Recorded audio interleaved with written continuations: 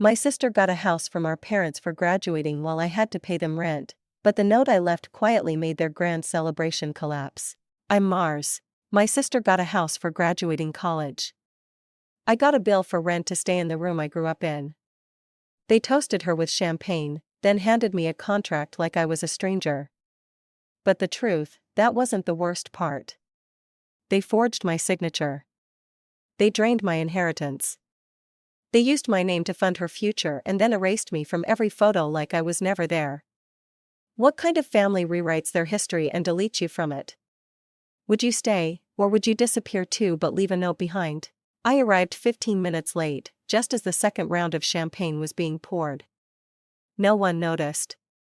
Or if they did, they didn't say a thing. My shoes were still damp from the nursing home shift, and my hair smelled faintly of cafeteria grease left over from the lunch rush at the bookstore cafe. I barely had time to change into the only dress I owned that didn't have a stain near the waistline. The dining room had been transformed. Silver-rimmed plates, crystal glasses, folded linen napkins, not the usual Hawthorne family dinner. This was for Callista, after all. Her big graduation moment. The prodigal daughter turned public relations star with a LinkedIn bio and a firm handshake that impressed every neighbor from here to Louisville. Cal. You earned it, my father said, lifting his glass. You stayed focused, worked hard. You didn't let anyone distract you. Everyone laughed at that except me. I smiled with closed lips and lowered my eyes. The way my name was never spoken only implied. In the contrast, I took my seat at the far end of the table, close to the kitchen door. The seat I always ended up in, the one with the half-wobbly leg and view of the hallway thermostat. Callista looked radiant, of course. She wore a silky cream dress and gold hoop earrings. Her nails were freshly done, French tips. She never wore anything chipped or faded. I can't believe I'm a homeowner. She beamed, looking at Mom. This is wild. I froze. Homeowner? Dad stood again, this time slower, as if building suspense. He pulled out a small velvet box. Inside, a silver key tied with a ribbon. Brand new 2-bedroom downtown, a starter place close to the office she'll be working at. Cheers erupted. Callista shrieked, covering her mouth in dramatic disbelief. I swallowed hard. The water in my glass felt heavier than it should. You're giving her a house?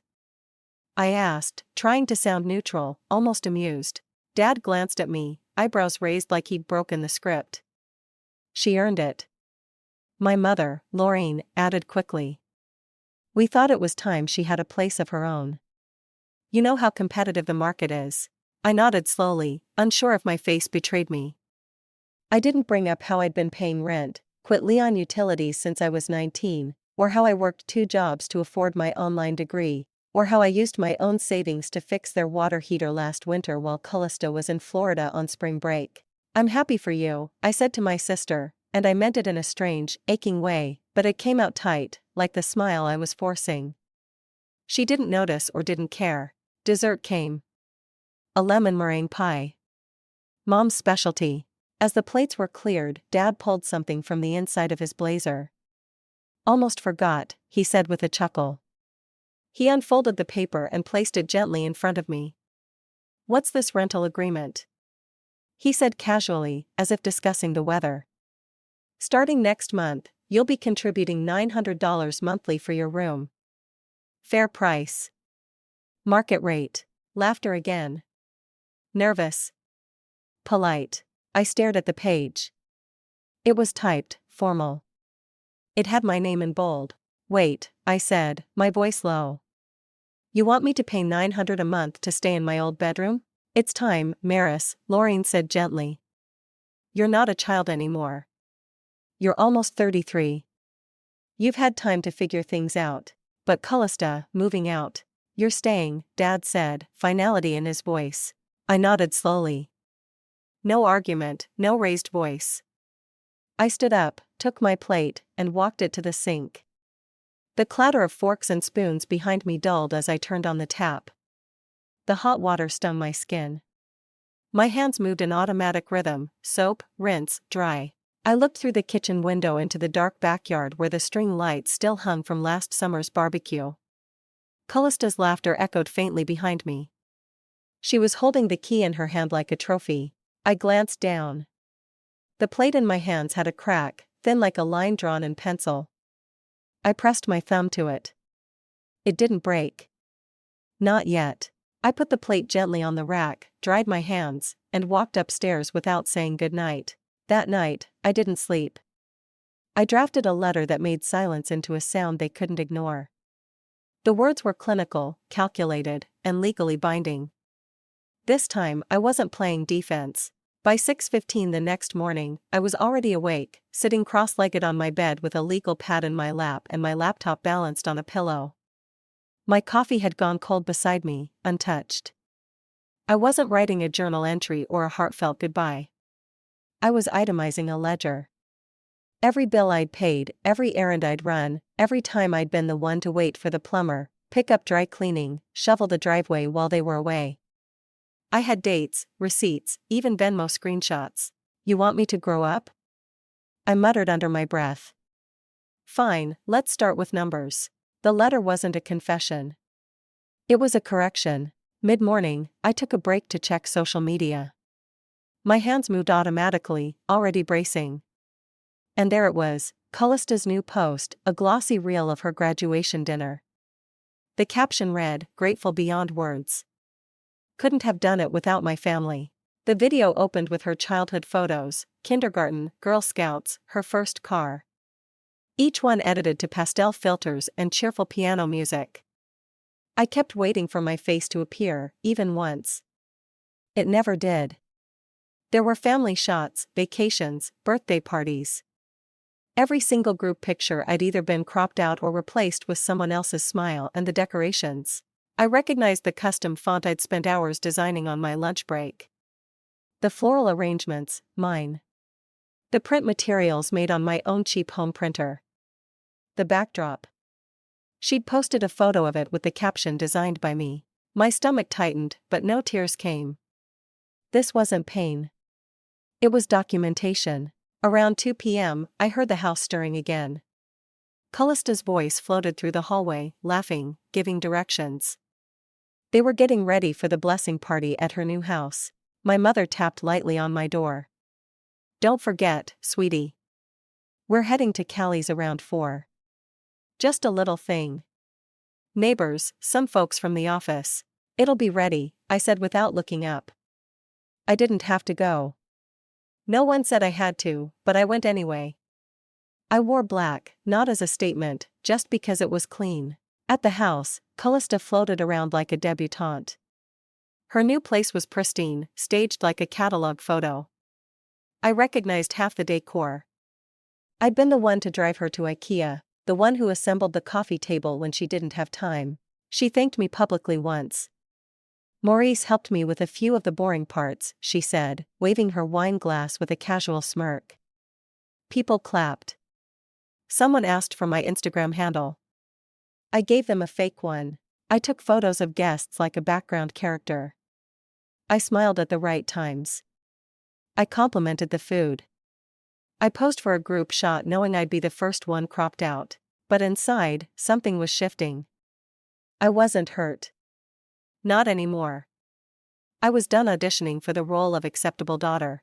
By the time I got home, the sky had turned violet. I changed into sweatpants, wiped off the leftover makeup, and sat at my desk again. I opened the letter, the real one, not the social script, not the version where I smile and nod. I began a new paragraph.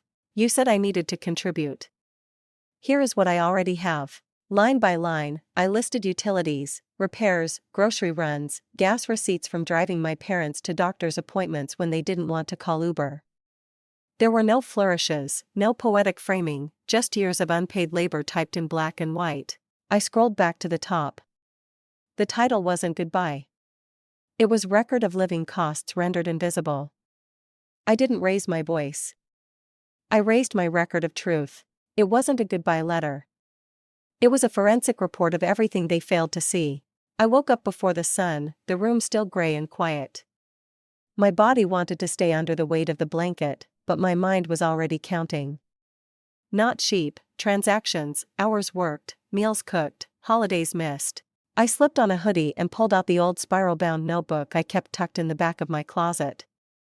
Inside were lists, scribbled calculations, reminders. Nothing anyone would look twice at, but I knew what it was. I called it my unpaid invoices, groceries, utilities, Callista's birthday banner, $18.79. Dad's prescription pickup 3 times in January, gutter cleaning. Line after line, I transferred the notes to a spreadsheet on my laptop, assigning columns, date, task, cost, who benefited. I titled it My Contributions. No emotional phrasing, no drama, just data. They wanted adulthood. I'd give them documentation. Later that morning, I made eggs for myself, standing at the stove while the rest of the house stirred awake. The sound of Callista's heels clicking down the hallway was almost theatrical. She was headed to brunch again. "You working today?" she asked as she passed me in the kitchen, sunglasses already on inside the house. "No, catching up on a few things." She nodded, sipped her almond milk latte from a to-go cup, and left like I was background noise. After the front door closed, I sat back down at the table and stared at the open spreadsheet. My eyes blurred from the screen. I needed a break, something to shake the static feeling off. And just like that, an old memory broke through. I was 16, sitting on the living room floor with pamphlets from a summer college prep program spread around me. I remember Dad's voice, casual but definitive. "You're not really the academic type, sweetheart." Mom didn't look up from folding towels. "You're more hands-on," she said. Like me. I believed them. I didn't go. Callista did the following year. They helped her pay for the application, the travel, the clothes. That memory stung less than I expected. Maybe because now at 33, I could finally name what it was. Not lack of belief in me, just lack of interest. The doorbell rang just past noon. I recognized the voice at the door, Mrs. Aldridge from next door. She was dropping off some flyers for the neighborhood association. I stayed out of sight, sipping tea in the corner of the kitchen while Dad chatted with her. "She still living with you?" she asked, motioning toward my shoes by the door. He chuckled. "She rents the back room now. Helps out around the house." I froze. That's what I was now, a tenant, a helper. He didn't correct her. Didn't say daughter. Just let it hang in the air like it was always true. I stood up slowly, poured lemonade into 2 glasses, and walked out to greet them with a smile so polite it nearly cracked my face. "That's so kind of you, Mrs. Aldridge. I'll make sure Mom gets these." She nodded, looked slightly startled by my presence, and waved goodbye. I walked back inside, set the glasses on the table, and held my breath. That evening, I found Mom folding laundry in her room. The same room I used to sneak into as a kid when I had nightmares. The same hands now folding napkins had once buttoned my coat before school. I sat on the edge of the bed. She didn't look up. Why didn't I deserve a home, too? She kept folding for a second longer, then set the towel down. "Because she needed the help," she said softly. "And you? You always figured things out yourself." That was it. That was her explanation. I didn't argue, didn't cry. I just stood up and walked out. The kind of silence that isn't confused or wounded anymore, just done. By 10 p.m., I had a new email account. I bookmarked 3 listings for studio apartments near Louisville. Not perfect, but livable. Small kitchens, clean floors, decent lighting, and no shared family dinner tables. I lay in bed staring at the ceiling, arms crossed over my chest like I was bracing for a wave that already passed. They thought they were raising someone soft, but they were raising someone observant. I stopped waiting for a sign. I became the signature. It wasn't escape I was after. It was recognition. And if they wouldn't give it, I'd take it in full. If they forged my name on paper, what else had they written me out of? I told them I was running errands. That's how easy it had become, lying without blinking. Mom nodded from behind her mug. Dad barely glanced up from the newspaper. Callista was still upstairs, probably curating her next inspirational post about building a future from scratch. Instead, I drove to a small bank on the corner of Manchester and Rose. Not our usual branch, not the one they used. This one was where Grandma Evelyn used to bank back when she still signed her own checks and spoke without being corrected mid-sentence. The teller directed me to a woman in a tucked-away office. Her nameplate read Trina Bellamy, Client Services Manager. She had calm eyes, a beige sweater, and the tone of someone who had seen enough to know when not to ask too many questions. I am wondering, I began, folding my hands together to hide the slight tremble in my fingers, if there's still an active trust in my name. My grandmother set one up. Evelyn Marwood. She typed slowly. Click. Pause. Click. Her brow furrowed. Marist Witt, right? I nodded. The account does exist. It was emptied about 17 months ago. My stomach tightened.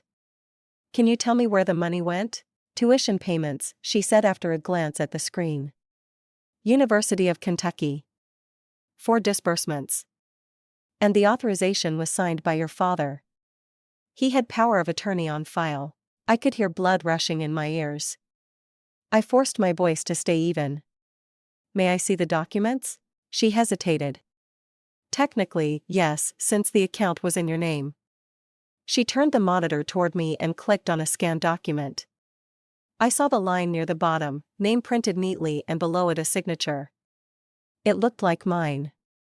To someone else, it probably was close enough, but I knew better. The loops in the M were too round. The pressure was uneven. And the D had a flourish I'd never used. Callista. She used to mimic my signature for fun. It had become a party trick in high school. Look how close I can get. She had laughed, handing back a napkin with my name scrawled in cursive. I'd smiled then. I don't remember why. Now it wasn't funny. Can I get a copy of this? I asked. Trina printed it without a word. She slid it across the desk like a dealer sliding a card across green felt. I slipped it into my bag, thanked her quietly, and walked out into the afternoon haze. Back home, I pulled open my file drawer and started digging. Old tax forms, enrollment confirmations, mail forwarded from years past. I didn't know exactly what I was looking for, but I found it anyway. Patterns. I highlighted every place my name appeared, letters I didn't remember sending, permissions I never granted, applications I never saw. I sat there surrounded by paper, a fortress of silence they'd built using my name as the foundation. That evening I made a decision. I scanned every document one by one and uploaded them to a cloud drive with a passcode only I knew. I created a burner email. I messaged someone I trusted, Tanya, a friend from the bookstore, just one line. If anything happens, this folder explains everything. Then I drove to a gas station, paid cash for a prepaid phone, and created a new number tied to none of the old accounts. I didn't want to disappear. That's what they were counting on. I wanted to reappear louder, clearer, undeniable. I wanted proof that they had tried to erase me. The paper trail didn't just lead back to them. It pointed at what they were trying to erase. If they could forge my name on legal documents, what else had they erased me from? That question haunted me for 2 nights straight. It circled in my head like a vulture, waiting for me to collapse under its weight. On the 3rd night, I couldn't take the pacing anymore. I stopped in the hallway, stared at the hallway closet door, and pulled it open. Behind the winter coats and a crate of old cords was something I hadn't touched in years, Grandma Evelyn's old laptop. I had brought it home after her funeral, still smelling faintly of lavender and old paper. I didn't know why I kept it, but now my hands trembled as I carried it to the kitchen table like it was a locked chest with a buried map inside. I powered it on. The screen flickered weakly and then Evelyn's desktop appeared, frozen in time. Her background image was a black and white photo of her garden, the one with the stone bench and the crooked oak tree. My fingers hovered over the trackpad like I was about to detonate something. Folders lined the screen in her familiar, meticulous style, recipes, wills, photos. I clicked through them like a ghost retracing her steps. And then I saw it. A plain folder tucked away inside a folder called Archive 3. No capital letters, just correspondence. Inside were PDFs, hundreds of emails, mostly with her lawyer. I skimmed until one caught my eye. My chest tightened as I opened it. From Lauren Griggs to Roward Lowe, subject, retrust transfer objections, dated 3 years ago. The words blurred, but I forced myself to read. I don't think Darwin should have this much control over Maris's fund. Evelyn wanted it protected. Please advise. My breath caught. She had tried to push back once. There it was in writing. She questioned it, but just beneath that was the lawyer's reply. Unless you contest now, the power of attorney stands. And then 2 months later, one more line in a different thread. Proceed as discussed. Let's not drag this out. Callista's tuition depends on it. That was it. Not a legal argument, not a compromise, just convenience, just another choice made without me about me. My hands clenched into fists, trembling before I even noticed. She didn't fight. She folded and then buried the evidence. That night, I didn't cry. I didn't yell. I just left. I took a walk around the block, passing the familiar touchstones of my neighborhood, the Aldrich house with the roses that bloomed too early each year, the faded help wanted sign still crooked in the window of the diner, the one where Grandma used to take me for cherry pie. Everything looked the same, but inside me something had permanently shifted. When I got home, my mother was on the porch folding laundry, a basket balanced on her lap. Her hands moved automatically, shirt after shirt, like someone doing a task they'd performed so many times they'd stopped thinking about it. I sat beside her in silence and placed a printed copy of that final email on the table between us. She didn't touch it, didn't flinch. Her eyes stayed on the towel she was folding. Why didn't you stop him? I asked. She didn't answer right away. When she did, her voice was low, almost weary. He said if I pushed it, he'd stop paying for Callista's education, too. She didn't say she was sorry. She didn't defend it either. She just admitted it like a simple fact. And in her tone, I heard something colder than guilt. I heard acceptance, like she had made her choice and lived with it. I didn't nod. I didn't argue. I stood and walked back inside. That silence, it wasn't a standoff. It wasn't waiting for a resolution. It was the sound of a door closing. The next day, I ran into Kyle Fields at the pharmacy. High school acquaintance, quarterback back then, nose still a little crooked from senior year. Hey, Maris, he said, surprised.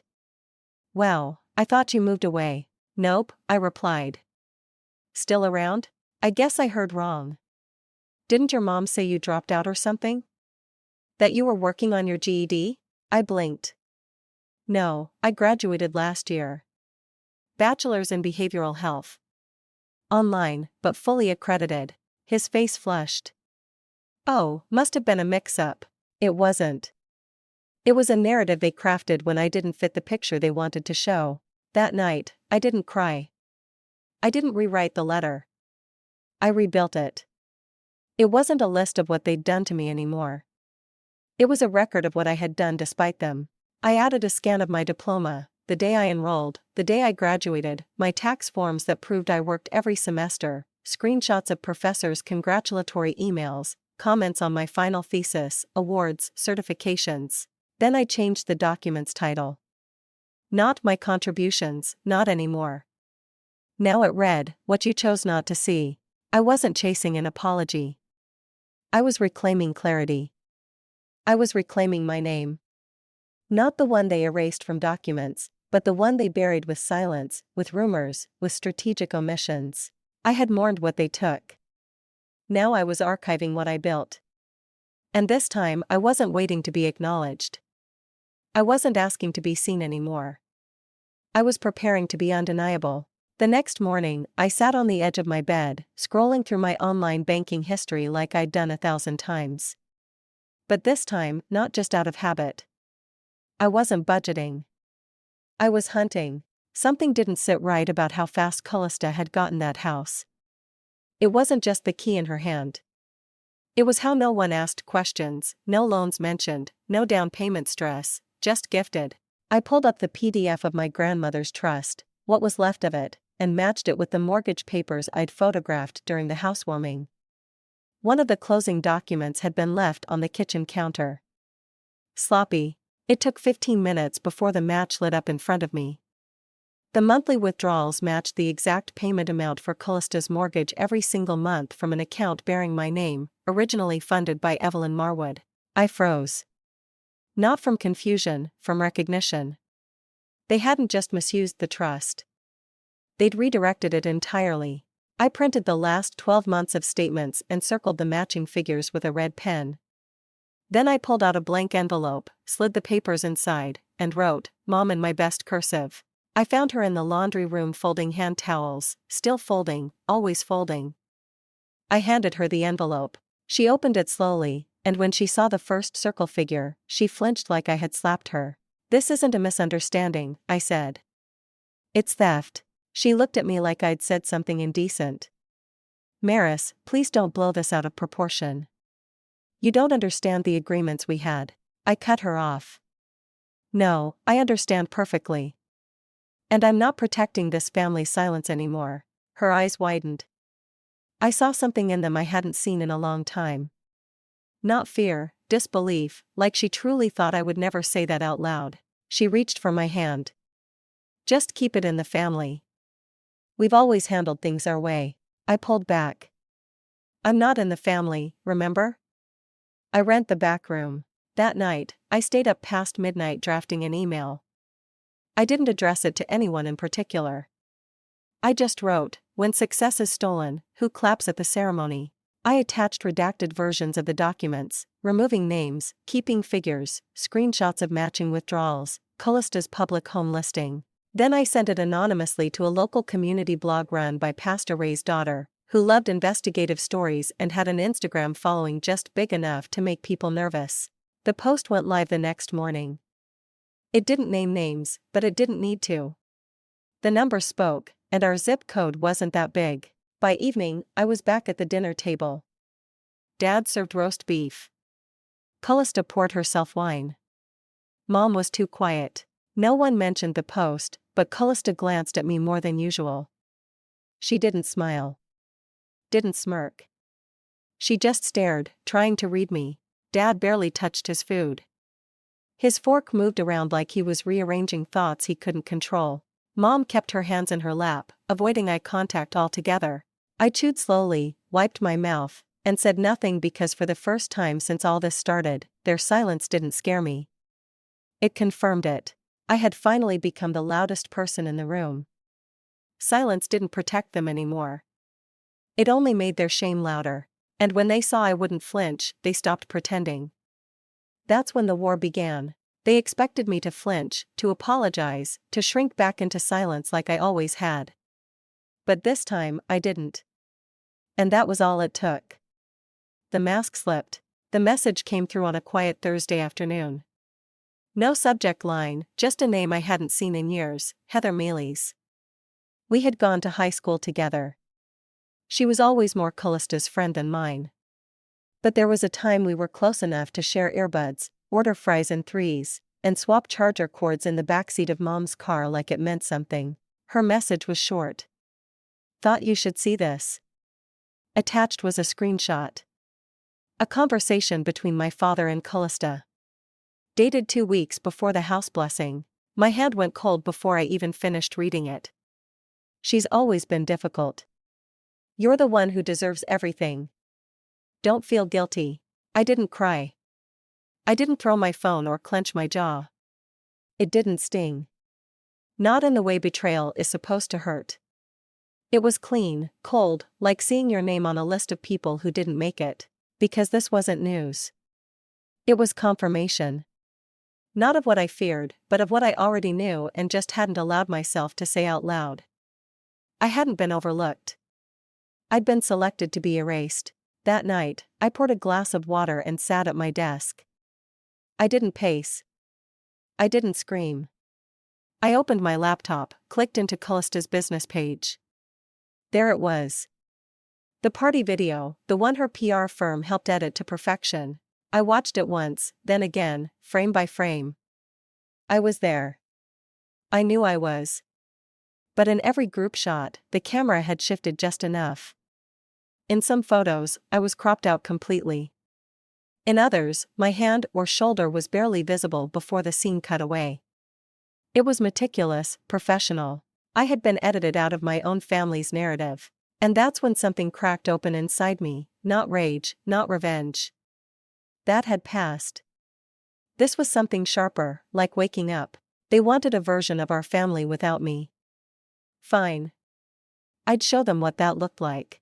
I pulled open Photoshop, imported screenshots. On one side, the original family photos. On the other, the cropped ones from Callista's public pages.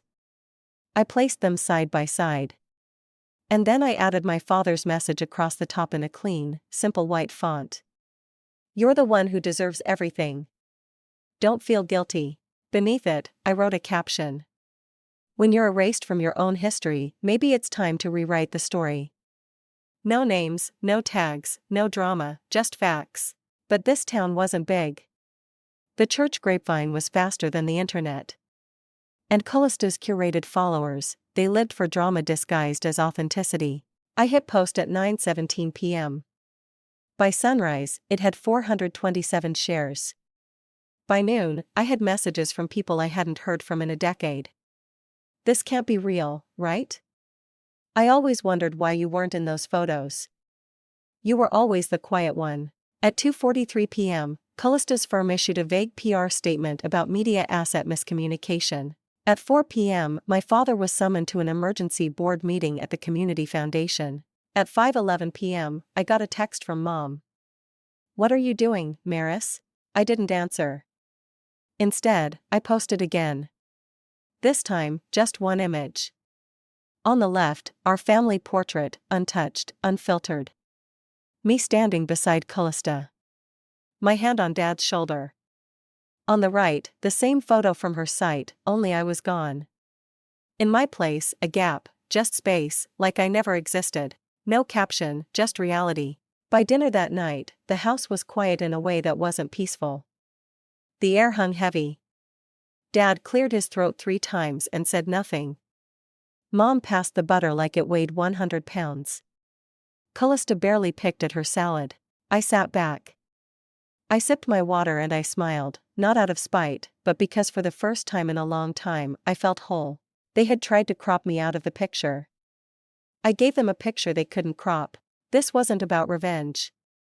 It wasn't about being loud or vindictive or dramatic. It was about truth, about proof, about letting them feel for one moment what it was like to look for someone and realize you had written them out. They erased me from the footage. So, I made myself the headline. And now, it wasn't about being accepted anymore. It was about making sure they couldn't look away, no matter how hard they tried. The message came through at 8:52 p.m. I was standing in the kitchen waiting for the microwave to finish reheating a sad bowl of spaghetti when my phone buzzed. Rowan Vega. The name blinked across the screen like a ghost from a timeline I thought had buried. We hadn't spoken in years, not since high school. Not since that community theater play where I barely had a line. He was always more Callista's friend than mine, loyal to her orbit, laughing at her jokes, tagging her in memes I was never included in. He'd messaged me twice before. I'd left both unread. But something about tonight. Maybe it was the silence of my apartment. Maybe it was the years of swallowing every insult like it was mine to carry. Something made me click. The message was short, just 5 words. "Hey, you probably don't want to hear from me, but I still had this." Attached was an audio file. No explanation, no subject line, just a raw M4A file dated 2 years ago. I sat down on the couch, legs crossed. The cold bowl of spaghetti forgotten on the coffee table. I turned the volume up. Then I hit play. Callista's voice came through the speaker, unmistakable, slurred, soaked in alcohol, but clear. Too clear. Dad said, "It's fine. It was just her tuition. She wouldn't have used it right anyway.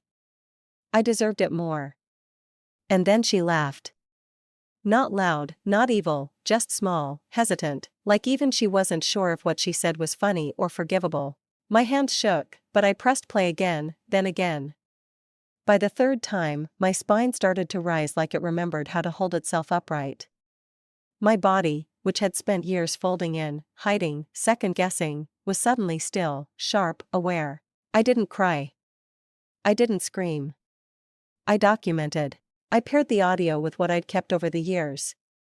Screenshots of family photos where I'd been cropped out, certificates where my name had been removed, emails about the trust fund I supposedly never touched. Documents with signatures I didn't remember giving. Then I wrote a single line on my social feed, erased on paper, rewritten in silence. Until now. No names, no edits, just the truth, and I posted it. By morning, it had taken on a life of its own. First, a Facebook community group picked it up. Then, a college watchdog account reposted it. Strangers began recognizing the voice, others recognized the story. Comments flooded in, some with disbelief, some with fury, many with solidarity. A few even mentioned they'd been classmates with Callista and had heard rumors, but never knew the whole story. By noon, Callista's engagement announcement vanished from her timeline. By 3, I received an anonymous email. The sender's address was untraceable, but the tone was formal. Curt, almost nervous. You didn't hear this from me, but her enrollment fee came from an account under your name. Our system still lists you as the payer. Her records never included your family's home address. I logged into my old student portal, pulled up the archive documents. Sure enough, self-funded student. My name, my records, my identity. They hadn't just removed me from the narrative. They'd inserted her in my place on forms, in systems, in spaces I'd been told I wasn't worthy of for years. I thought I didn't matter. But they hadn't ignored me. They'd used me quietly, conveniently. And the weight of that realization wasn't crushing. It was clarifying. That evening, headlines shifted. A quiet announcement was made on the neighborhood website. Joseph Hartley has stepped down from the foundation board for personal reasons. My father, the man who'd said nothing when I disappeared from family holidays, who called me emotional for asking about the trust, was no longer on the board he cherished. Callista deleted her entire social media presence. And then there was the letter, a real one, handwritten on floral stationery that looked like it came from Mom's church circle. The signature was neat, familiar. We need to talk, just us, civilly. I folded it once, then twice. I didn't cry. I didn't hope. Instead, I opened my email, composed a reply. Short, final. Civility comes after truth. And you haven't said it yet. That was all. I wasn't begging for restoration. I was revealing what they tried to bury. Healing didn't come wrapped in an apology. It didn't arrive with a bow tied in remorse or a dramatic reckoning. No, healing began the moment I stopped asking for their approval and started telling the truth. That morning was cold. The wind had teeth tugging at the hem of my coat as I walked the familiar path toward the cemetery.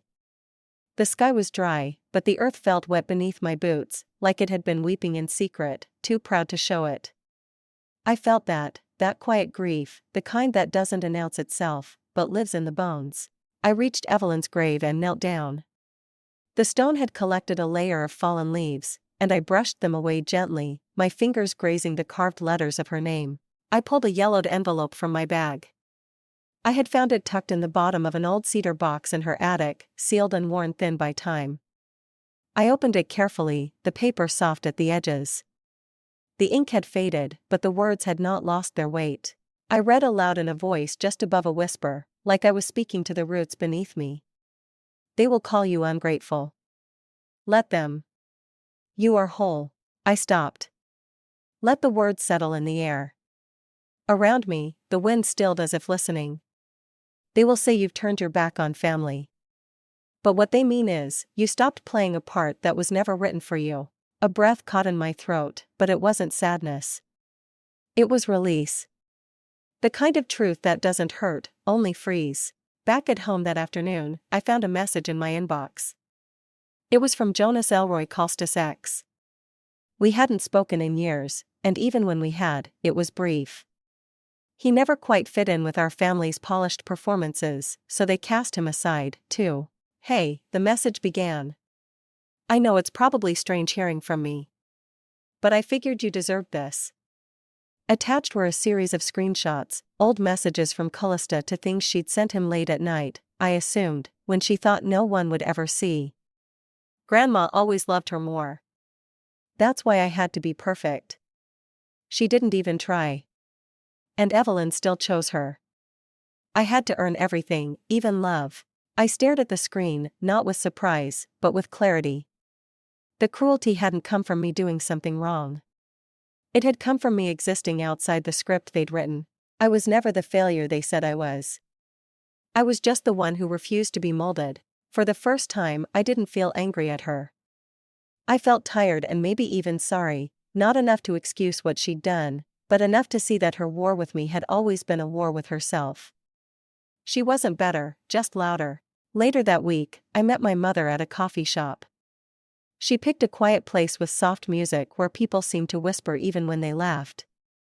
She sat across from me, her hands folded neatly like a student in trouble, wearing a pink cardigan I'd never seen before. Her eyes were swollen as if she hadn't slept. "I just wanted to say I'm sorry," she began, voice delicate. "For what people are saying. It's hurting our name." I waited. She didn't add anything. "You're not sorry for what you did," I said flatly. "You're sorry people found out." "That's not the same thing." Her bottom lip trembled. Maybe she wanted me to offer a bridge, a touch, a way back, but that wasn't mine to give anymore. We didn't say much after that. The following week, I signed a lease, not for an apartment, but for a dream. A 2-story house near the edge of town, painted pale blue with white shutters. I named it Evelyn House. It wasn't extravagant, but it was clean. It was safe, and it was mine. It would be transitional housing for women like me. Women written out of their families' narratives. Women told they were too much, too little, too wrong. Women who needed a page to start again. I didn't put my name on the door. No brass plaque, no ego. But every key I handed over, every freshly made bed, every pantry restocked was a page in a book I was finally writing for myself. When we held the first open house, I stood by the steps and watched a young woman with a duffel bag walk up the path. Her posture was hesitant, her eyes cautious. She paused at the door like she wasn't sure she belonged. Then she stepped inside, and I felt it. Not regret, not even triumph, just the ache that comes with choosing peace. Real peace over performance, over pretending, over pleasing. I no longer needed them to say I had been right. I just needed to stop pretending they ever were. And I had. Sometimes survival isn't about being the loudest voice in the room.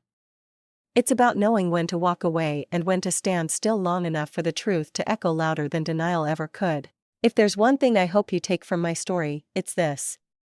Just because someone shares your blood doesn't mean they deserve your silence. You are allowed to protect your peace, your name, your future, even if it means becoming the villain in someone else's version of the story. Family isn't built by guilt. It's built by accountability. And healing doesn't always look like reunion. It can look like choosing to move forward without carrying the weight of being misunderstood.